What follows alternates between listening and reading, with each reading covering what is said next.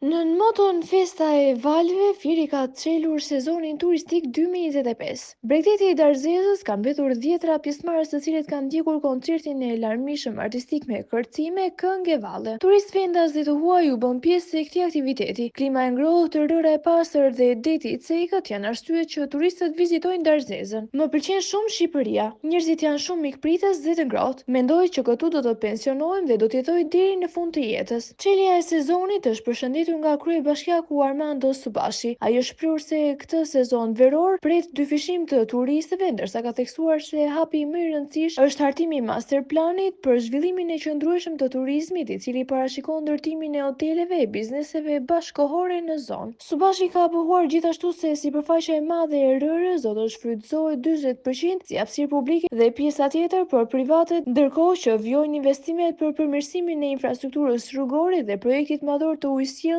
për të siguruar furnizimin të ndërprerjeve me ujë, një shërbim i munguar ndër vite.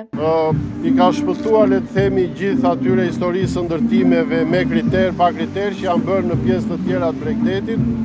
Dhe kjo është arsyeja që ne kemi filluar në bashkëpunim edhe me qeverinë, hartimin e master planit për gjithë të zonë bregdetare dhe besoj shumë shpejt do të kemi një dokument të plot dhe serioz ku do bëjmë çfarë.